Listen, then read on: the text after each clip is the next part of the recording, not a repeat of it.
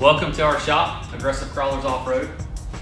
We wanted to give you a little shop update today since we've got quite a few cool projects here and one's getting ready to leave today. So we wanted to start out telling you about one of our largest projects, which is what we call the GenRight JK. This started out as a 2007 Jeep Wrangler Rubicon. Had about 80,000 miles on it, and we put a Hemi 6.4 in it with a new 5-speed transmission. We completely tore this frame down. We cut out some of the factory cross members. GenRight Off-Road supplied the new coilover brackets, the new cross members, control arm brackets, and this is getting a full, what they call a GenRight Elite suspension. So this GenRight Elite suspension is basically a full kit suspension that comes with everything from the mounts to the control arms to 3-inch internal bypass coilovers, which is one of King's new designs. The internal bypass shocks have a different valving system that allow for a better rebound than the typical shock. These are a remote reservoir shock.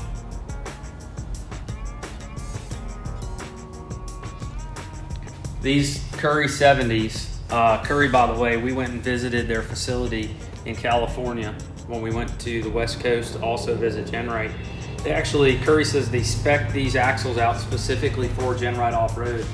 And these are interesting. GenRight likes to do, because they're race driven, they use a 5-lug pattern. So you notice these are 5-lug instead of the typical 8-lug that we run on a lot of our axles here on the East Coast. That gives them the ability to have less lug nuts to deal with in a race situation where they have to change a tire. So now we're in the rear of the vehicle. This has got a double triangulated 4-link suspension, again with their Curry 70. You can see some brake lines sitting here. This is obviously not the final layout for the brake lines. We'll be using a combination of hard lines and soft lines to get to the rear axle. So the brake lines are just sitting here as a temporary while we map out how we're going to lay out this brake system. This is where the 36-gallon aluminum fuel tank is located. This has a sway bar that you can see. We actually, when I visited GenRight in California, they wouldn't let me into the computer room where they were doing the CAD design, but you can see how detailed they are in their design to make sure that this sway bar and this gas tank work so well together. And they use every bit of space that they can. So this is one of their larger tanks. I think they have a 40-gallon tank as well. This is a 36-gallon tank. I think they go all the way down to a 20-gallon tank. I watched the guy that was welding these tanks when we were there, and the guy just spends all day long, 8 hours a day, welding these tanks. Does an amazing job.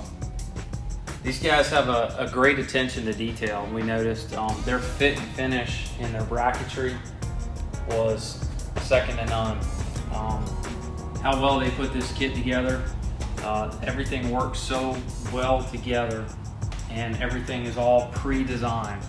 So when we started cutting this frame, my fear was that we couldn't get these welds to look as perfect as GenRight's, but we were able to accomplish that. Our team was able to get such a good quality of finish to match what GenRight started.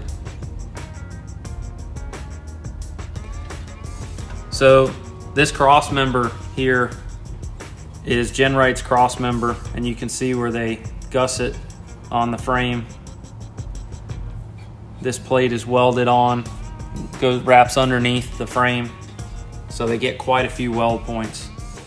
So GenRight makes sure that everything is aligned perfectly by putting ears and things like that on their bracket kits. And they give you quite a bit of surface area to weld to make sure that this is a good attachment to the frame. This is actually strengthening this frame. You can also see that we've got the America's Most Wanted motor mounts that are designed for the Hemi swap. So we're getting ready to work on the cross member for the transmission mount to make it work with the AMW engine. From what GenRight told us, there's not many Hemis that have been done in these Jeeps. We actually got to ride in a Jeep with a 5.7 AEV Hemi conversion. It was an older conversion, and they did a GenRight Elite suspension and armor conversion on that Jeep. So this is one of the few, from my understanding, 6.4s in a GenRight Elite suspension build.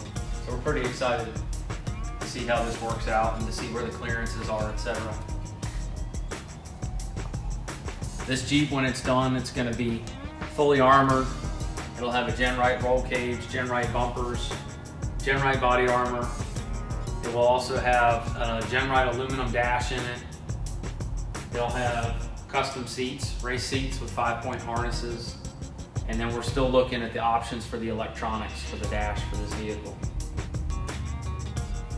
The goal for this customer is to have a vehicle that he can take out to the West Coast and take to Eastern Jeep Safari and the Mojave Desert, play around, and trust that it's going to perform well and stay together.